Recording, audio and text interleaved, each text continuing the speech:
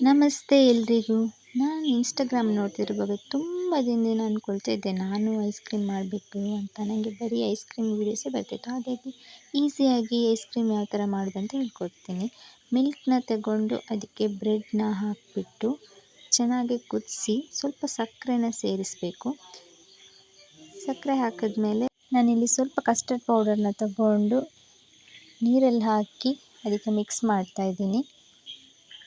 Next ಮಿಕ್ಸಿಗೆ ಹಾಕಿ ಚೆನ್ನಾಗಿ ರುಬ್ಕೊಂಡು ಸ್ವಲ್ಪ ಚಾಕ್ಲೇಟ್ ಹಾಕಿ ಮತ್ತೆ ರುಬ್ಕೊಂಡಿದ್ದೀನಿ. ನೆಕ್ಸ್ಟ್ ಈ ಮೌಲ್ಡ್ನ ನಾನು ಮೀಶೋದಲ್ಲಿ ತೊಗೊಂಡೆ, ತುಂಬ ಚೆನ್ನಾಗಿ ಬಂದಿದೆ. ಜಸ್ಟ್ 85 ರುಪೀಸ್ ತೊಗೊಂಡಿದ್ದೀನಿ ಅಷ್ಟೇ. ಮತ್ತು ಐಸ್ ಕ್ರೀಮ್ನ ಮೌಲ್ಡಲ್ಲಿ ಹಾಕಿ ಫ್ರೀಝರಲ್ಲಿ ಇಟ್ಬಿಟ್ಟೆ. ಐಸ್ ಕ್ರೀಮ್ ಮೌಲ್ಡಲ್ಲಿ ಉಳಿದ ಐಸ್ ಕ್ರೀಮನ್ನು ಒಂದು ಐಸ್ ಕ್ರೀಮ್ ಡಬ್ಬದಲ್ಲಿ ಹಾಕಿಬಿಟ್ಟು ಅದಕ್ಕೆ ದ್ರಾಕ್ಷಿ ಗೋಡಂಬಿ ಎಲ್ಲ ಮಿಕ್ಸ್ ಮಾಡಿ ಹಾಕ್ಕೊಂಡಿದ್ದೀನಿ. ತುಂಬ ಚೆನ್ನಾಗಿ ಬಂದಿದೆ ಐಸ್ ಕ್ರೀಮ್. ನಾನು ಸ್ವಲ್ಪ ಸಕ್ಕರೆ ಕಮ್ಮಿ ಹಾಕ್ಕೊಂಡಿದ್ದೆ, ನೀವು ಸ್ವಲ್ಪ ಜಾಸ್ತಿನೇ ಸಕ್ಕರೆ ಹಾಕಿ ಈ ಐಸ್ ಕ್ರೀಮ್ನ ಟ್ರೈ ಮಾಡಿ. ಮಾಡೋಕ್ಕೂ ಈಸಿ ಇದೆ, ಟೇಸ್ಟು ಚೆನ್ನಾಗಿದೆ, ತುಂಬ ಚೆನ್ನಾಗಿ ಬಂದಿದೆ. Thank you.